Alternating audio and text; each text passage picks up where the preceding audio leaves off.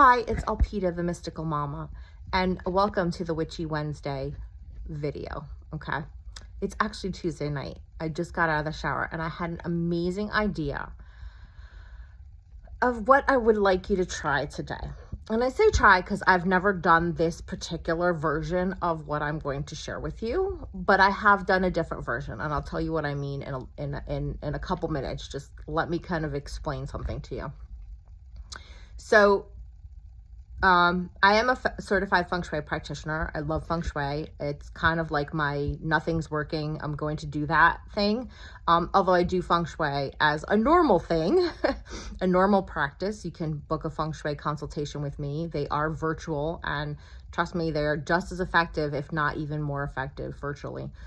Because I am a clairvoyant and I can just tune into the energy, and I can also do a video tour. You can just walk around with your phone or your laptop and I can see your space. But mainly we work with the floor plan, okay?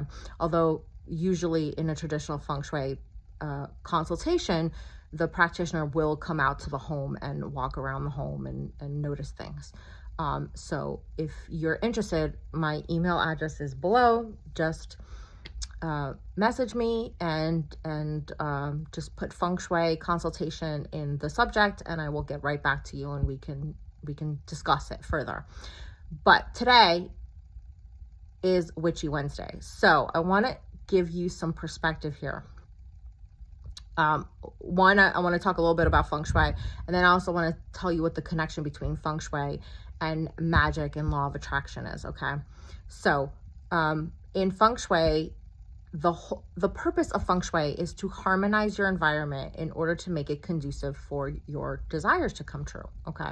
I want you to think of your environment. You know how there's that expression, art imitates life and life imitates art? It's the same thing with our home. Our home imitates us, and we imitate our home. If our home is really cluttered, most likely our mind is cluttered. We do not have clarity, okay?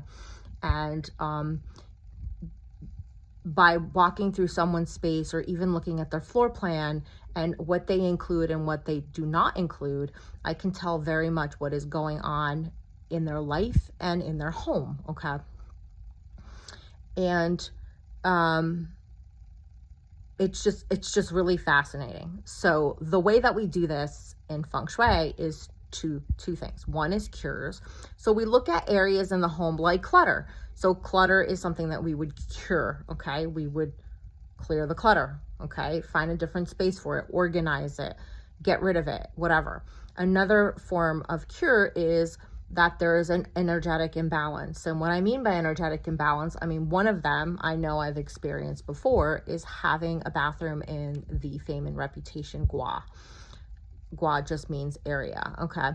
And so that would be the middle of the back wall of the home, and that is the fire element. And it's actually the only fire element in the entire 9 space bagua. So it's really important that that area is supported. Our fame and reputation is important for us to be valued and to be recognized and appreciated for what we do in the world, aka be compensated. Not only that, but to feel fulfilled, we need to be seen and heard, right? So if you're having those sort of issues, your fame and reputation area is somewhere you want to make some adjustments, okay? Maybe it's clearing clutter, maybe it's balancing the energy. And so when you have the water element, what does water do? It puts out the fire. And I know this because this was something that I had in my own home. Now, the traditional Chinese cure for this is to actually paint the entire bathroom red. And when you rent, or even if you don't, that is not something that most people want in their home, okay? Whether you're Chinese or not, it doesn't matter. Most people don't want a bright red bathroom. So what my cure is to bring in the wood element, because what happens is it's the element in between those, okay? There are 5 elements in the Feng Shui system, for lack of a better word, and there is a constructive or supportive cycle where one element supports the other, like a chain, all right, around in a circle. And then there's the destructive, right? So obviously Water puts out fire that's destructive. But if we bring in the wood element, the water in the bathroom supports the wood, and then the wood supports the fire by feeding the fire. So that is the missing element. So what I did in my bathroom, and this is in a previous place, is I brought in the wood element. So I brought in this amazing sheer, like honeydew green curtain that actually happened to have bamboo on it. That's what the green was. It was bamboo. And it actually made the bathroom glow when it was really sunny. Like the whole bathroom glowed like the inside of a honeydew melon. I brought in green curtains. I brought in a green bath mat. I brought in greenery in the shower curtain. And there were also animals in that shower curtain, which is fire element, okay? Electronics, animals, those are all fire element. So that is an example of a cure or a remedy, okay? There are other cures and remedies that are employed, wind chimes, crystals, mirrors. These are the aspirin of Feng Shui, okay? That's what they're literally called, the aspirin of Feng Shui. So the other side, which is what we're going to be talking about today, is a placement. So a placement is an object. Sometimes it's a pair of objects. That is a representation of what you wish to bring into your life. So it is sympathetic magic. I'm just going to say it. That's what it is. If you're a pagan, if you're a witch, you know what sympathetic magic is, okay? People practice sympathetic magic in law of attraction. People practice sympathetic magic when they buy a BMW keychain because they want to own a BMW. That is a form of sympathetic magic, and it basically is law of attraction, okay? And that's exactly what a placement is, okay? So today's placement that I am recommending that you try. And okay, let me preface this with, I have done this before, not in this way, and it is highly effective and it works quickly, okay? So many, many years ago when my daughter's father and I were getting divorced, I was wanting a partner. I came to realize that I wanted to have a partner in my life. And I was open to him coming back and us working things out. And I was also open to attracting a new partner. Okay, I was kind of leaving it out there into the universe to kind of guide me as to what this partner would be. And so I did a love vase. Okay, so basically I took a vase, and in this case it was metal because metal supports earth.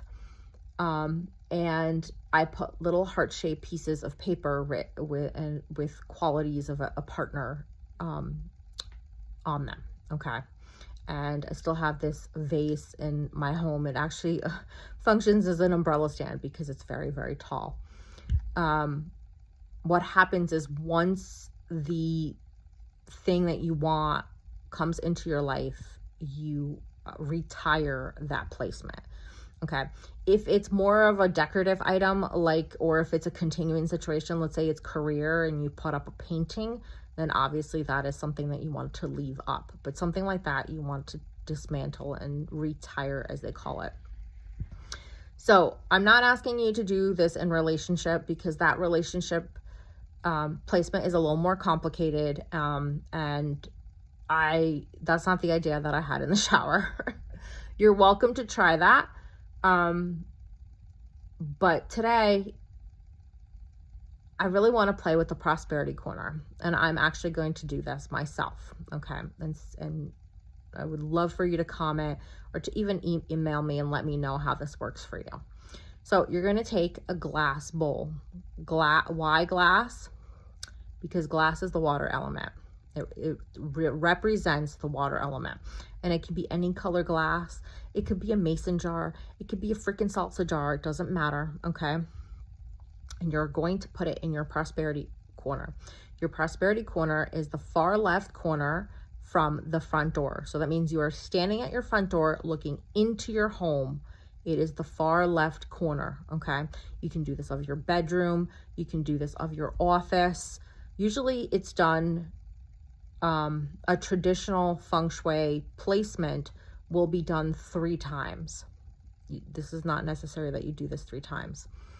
So you're going to take your glass bowl, okay? You want to make sure that the top of the bowl, the opening of the bowl, is either larger than the base or at least the same size as the base. So a mason jar would qualify as long as it's not tapered, it's not narrower at the top, right? This would work well with even a votive holder that's kind of like flared out at the top. It doesn't have to be very big. So the prosperity gua is the number 4. So there are 9 guas in the bagua, the energetic map, regardless if you're going with the form school or the compass school. I'm not going to go into that because that gets really complicated, but I will tell you that I do practice form school because it's simpler and it's easier and it doesn't change every 5 seconds. So it doesn't matter. The guas are the same regardless of which method you use. So it is the number 4. So there are 9 guas. It is the number 4 in the sequence. Okay. So we're going to play with that number 4. So what you're going to do is you're going to take 4 pieces of paper.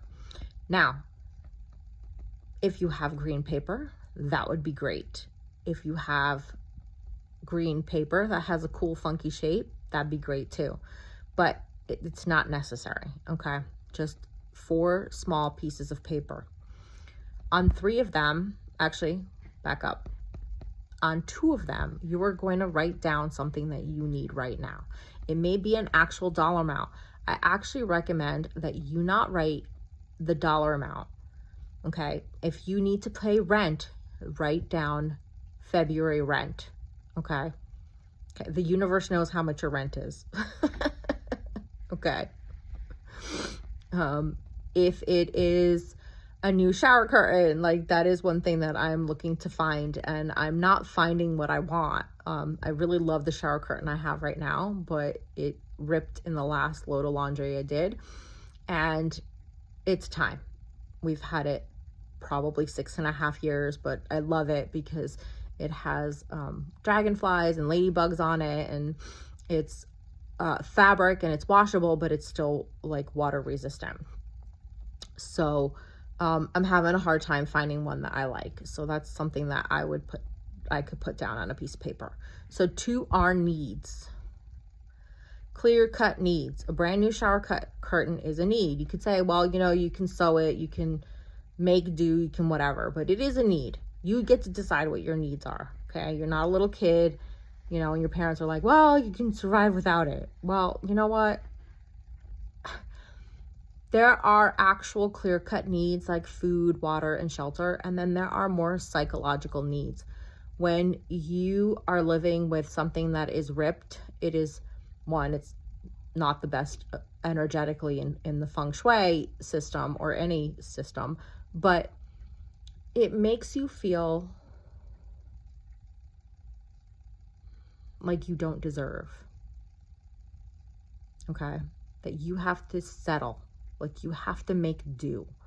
I'm making do right now because this just happened a couple days ago. And again, I am scouring the internet to find something that I like. I will find something I like in my price range. Guaranteed. It will happen. I found that one. I will find another one. It's just that right now it's not at the top of my priority list. And everywhere I've looked, I'm just really like, all of them are like dark. Like, I like having a white shower curtain because it's not dark in the shower when I get in there. Like I saw one that was really beautiful and it was blue, but it was a navy blue, and it's like, oh wow, we put that in this tiny little bathroom and you're going to be in the shower and it's going to be dark. It's not what I want, even though it was pretty. So anyway, you get to decide what your need is. Sometimes your need is a psychological need. Like it makes me feel good when I have brand new towels or nice towels. It makes me feel good when I have a nice warm robe, right? Maybe you don't need a robe like to survive, but some of these needs are psychological. That's the only way to put it. They're more for your self-esteem and your level of deservedness than anything else, and they make you feel good, and they in turn build up your confidence so that you can contribute more and those sort of things. Okay. It's a lot more complicated than that, but I don't want to get into that. So 2 things are going to be needs. Okay. Your third piece of paper will be a whimsical want. And I say whimsical want because I want it to be something. It can be silly, it could be funny, it could be extravagant. I don't want you to put something on there that is like, feels super impossible. Like, one thing that I know that at some point in my lifetime, I want a Lamborghini. I've wanted one since I was 12 years old.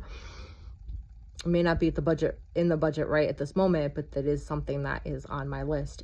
But I'm going to put something on there, and I honestly don't know what it is yet.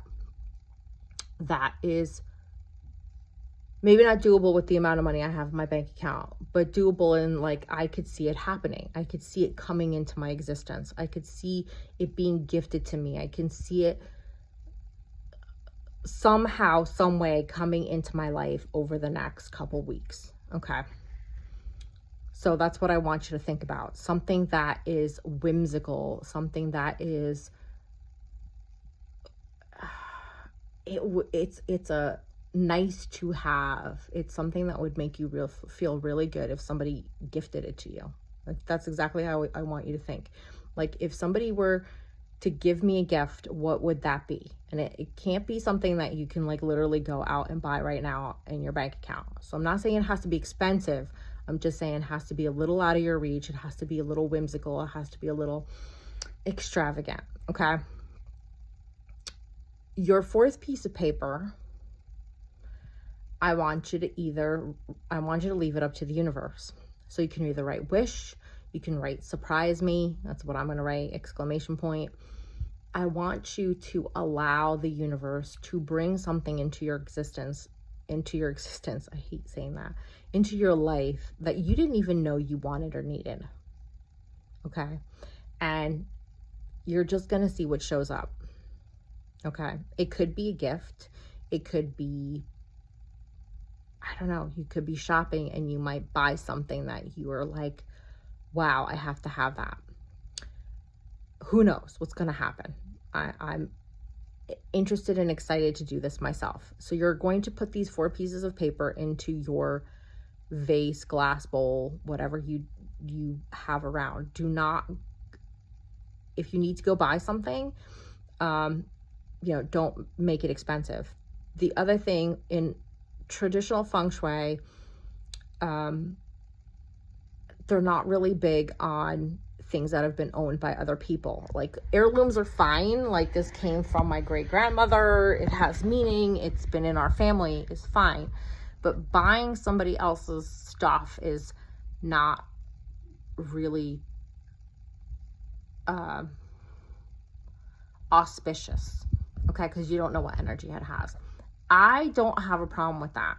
Okay, and now I know I'm not, I don't come from this long line of Feng Shui practitioners, but I will tell you that I have done some of the most interesting and weird Feng Shui placements, and I have had really great success with them, even to the point where, like, my teacher was just like, wow, like, you're very intuitive, you're very innovative, and your stuff works. Okay, so I don't have a problem with you going and buying something at the Goodwill. You're going to wash it. I would wash it with soap and water. I would then cleanse it with some sea salt. So just basically make yourself up a batch of salt water, okay? And you can just use regular salt that you have. You don't have to go buy fancy salt. And then I would wash it again, okay? Salt will neutralize the energy of someone else, okay? And just set the intention that, this is mine now, and this is, any previous owner's energy is now cleansed from this bowl, vase, or whatever, okay? Actually, on my money altar, I have a crystal bowl that we bought at a tag sale, okay? I don't feel any negative vibe from it. Actually, it's lead cut crystal, and it's gorgeous, and I paid $5 for it. So tell me that's not auspicious. So you're going to put your little pieces of paper in there, and you're going to put it in your prosperity corner. Again, you can do that of your entire home, which in my case happens to be my children's room, so that's not gonna happen. Mine's gonna be in my bedroom. And actually I have a tiny little votive holder that's glass that's inside a bigger piece of decoration that I've decided that I'm going to use. So I'm going to put my little 4 pieces of paper in there. And I do encourage you to not necessarily cover it up. The thing with Feng Shui placements or any sort of sympathetic magic, even a vision board, you don't want other people looking at it. Okay, sorry, not sorry, but you know, maybe this is the Greek in me where they're just very secretive about new projects, or you know, they don't want people putting the evil eye on their dreams or wishes. But seriously, when you have people, I had a friend who, no lie, every time she would come to my house, I had what's called a money plant. You can buy them at the grocery store, right? They're $10. Every time she'd come over, she'd be like, oh my God, your money plant is so gorgeous. And with envy, with raw freaking envy, okay? And the stupid money plant would die every single time, even though it had plenty of water, it had plenty of sunlight. It was like, after a while, I stopped getting them. I actually bought one at the beginning of the pandemic, and I mean, it's freaking growing like crazy. Needless to say that this friend is no longer in my life. So she's not here to give it the evil eye. Now, whether you believe in that or not is irrelevant. We don't want people who do not understand our dreams, our hopes and dreams, having their eyes on them. You would not share, if like when I talk about my Lamborghini, I know there are people that I can talk about it with, and they're like, oh, Peta, if anybody could freaking manifest a Lamborghini, you can. Okay? I'm not freaking not paying my bills and starving in order to have a Lamborghini. I'm saying that my little unicorn prize, when I am where I want to be in my life, in my business, and financially, my reward for having accomplished that is to buy myself a Lamborghini.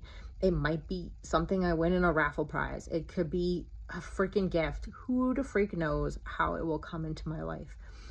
But I share that with other people, and you get the who do you think you are, and that's irresponsible. And you have children. Listen, I didn't freaking blow my kids' college fund on a freaking Lamborghini. I'm a very responsible person. I would never do that. Okay. But there are certain people, and you know who they are in your life, who you can share your dreams with. And there are other people who, no matter what you say to them, they're going to criticize it. They're going to make you feel bad. They're going to make you feel greedy. They're going to make you feel selfish. And rewarding yourself for accomplishing things is not greedy. It's not selfish. You're not taking something away from somebody else. And actually, I really love the way that Abraham Hicks talks about it, that, you know, she does this rampage about talking about how, you know, if you want that really expensive piece of jewelry and you feel guilty, think of all the people's jobs that piece of jewelry is paying for, you know. And that's what I think about when I think about my Lamborghini. I think about how many freaking people it's going to take to make that a reality in my world. Okay, all the employees at the factory, all the people in between me and those factory workers, right? Getting it from freaking Italy to the United States.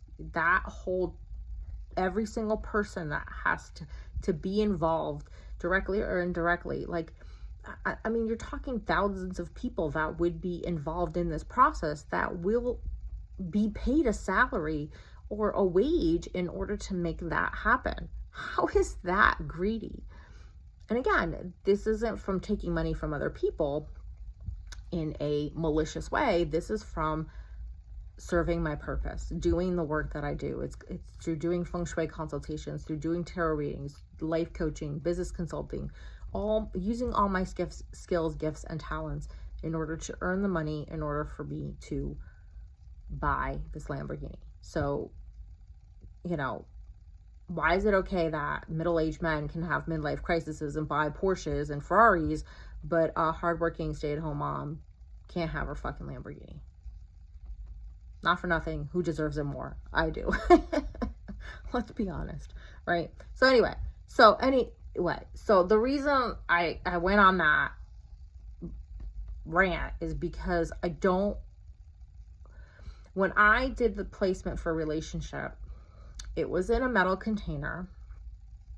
It was in the relationship corner of my bedroom, and I had these tall, they kind of look like feather dusters, and I guess essentially they were, but they were decorations. And I had peacock feathers in there. I had like all these things that I put in there so that people couldn't see the little pieces of paper. Okay. And when people were like, oh, that's really cool, I'd be like, oh, thanks. You know, whatever. You know, I got those at, I don't even remember where I got those, but you don't want people to see these things. So if your container is clear and it's going to be out in the open where people can see it, you might want to wrap a piece of fabric over the base of it. You might want to, I don't know, you can put some marbles in there. Get creative, okay? Or you can put it behind something. Like maybe you have a picture frame that's on a nightstand or a end table, and you can tuck this behind. This is not something that you want people looking at, asking questions, and heaven forbid, touching, okay?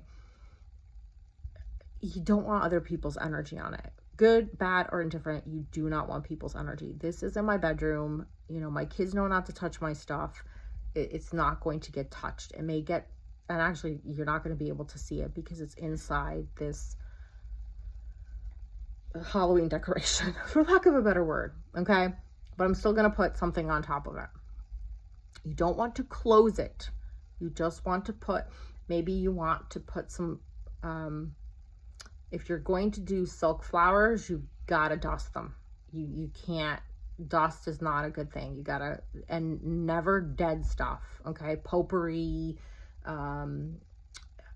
dried flowers are no-no in Feng Shui. Now, do what you will with that, okay? But they are dead and they are a no-no. But again, you take this and modify this into your own practice. You can do something like this on top.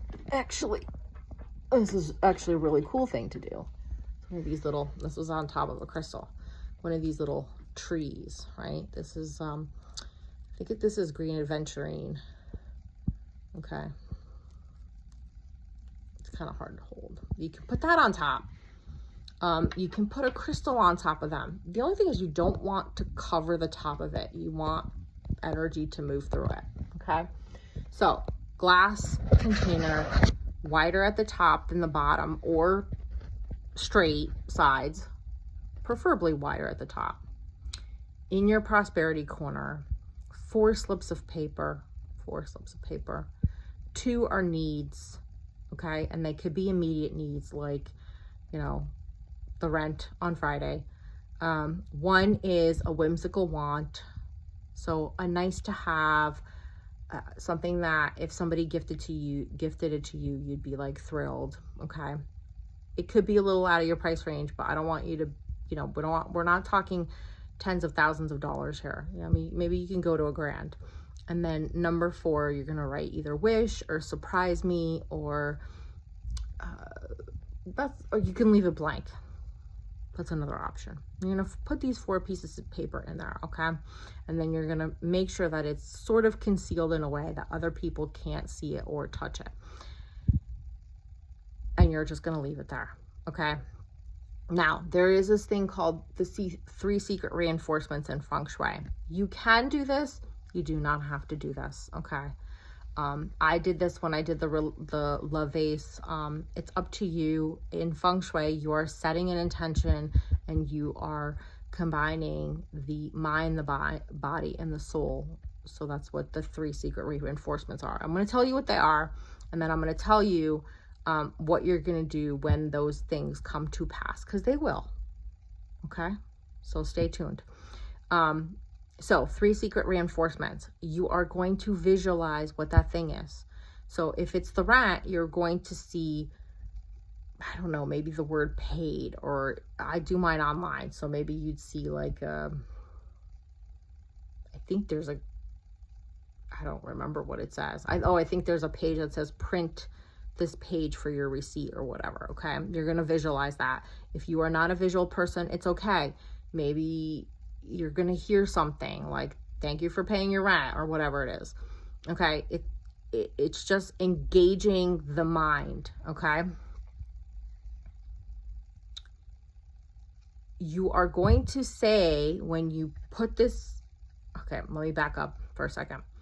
So you're going to put this vase with your little pieces of paper in the prosperity corner of either the home or your room, okay, your bedroom or your office. And you're going to say, this is kind of all done at the same time. So I just kind of like trying to like remember the order. It starts with saying, I place this here as a reflection of my intention. And then you state your intention. So your intention could be that I place this here as a reflection of my intention, that every time I put a need, want, or desire in this vase, the universe will bring it to me in the easiest, quickest, and most joyful way. There we go. That's something you can say. Use your own words. You don't have to use mine. You're going to say that 3 times. And in the meantime, what you're going to do is visualize or imagine or hear, sense, feel, whatever it is to get the body involved, okay? The senses are the body. The other thing you're going to do is you're going to say that 3 times, and then you're going to do what's called the dispelling mudra. So the dispelling, a mudra is a hand gesture, okay? You know, this is a mudra, like when you sit and you're meditating. There's a whole host of them, and they do different things, okay? So the dispelling mudra is this, okay? It's a flicking motion, okay? You're flicking those 2 middle fingers. You're going to do it 9 times, and as you do it 9 times, you're going to say Om Mani Padme Hum, okay? And a loose translation is the jewel of the lotus, and it essentially means is out of the mud comes the lotus, okay? And no mud, no lotus is another way that is kind of been not translated, but the meaning of it, okay? So out of this shit that I'm going through, something good is going to come of it, okay? So you're going to do that 9 times. I usually do it in rounds of 3. So I'll go Om Mani Padme Om, Om Mani Padme Om, Om Mani Padme Om. And then again, continuing. So intention, place the piece of paper in the glass container. Back up. 4 pieces of paper, glass container. 2 have something that you need. 1 is a whimsical want. The last one is either blank, or it says wish or surprise me on it. You're going to place the pieces, fold them in half, place the piece of paper into the glass container. You're going to put the glass container in the prosperity corner, which is the furthest left-hand corner of your home or office or bedroom. And again, you know, you're going to be at the door entering that space. So here in my room, you know, the door is right there. So as I enter, okay, so I'm looking into the room, it's right there. It's that leftmost corner, okay? You're going to place it there. You're going to try and camouflage it, or, you know, get creative, okay? Or you can use like a colored glass so that it's less obvious what's in there. You could put some marbles in there and tuck your little piece of paper in the middle. Get creative, okay? Let your imagination run wild. Consider this an art project, okay? And then you're going to place it there. You're going to say 3 times, I place this here as a reflection of my intention, and then state your intention. As I said, mine would be something like, I place this here as a reflection of my intention that every time I place a need, want, or desire in this container, the universe will bring it to me in the easiest, quickest, and most joyful way. okay?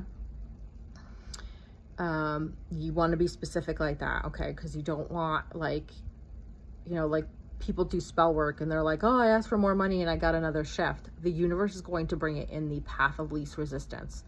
So unless you specify joyful, unless you specify quickest, unless you specify easiest, it will bring you another shift, okay? That's just the way that it is.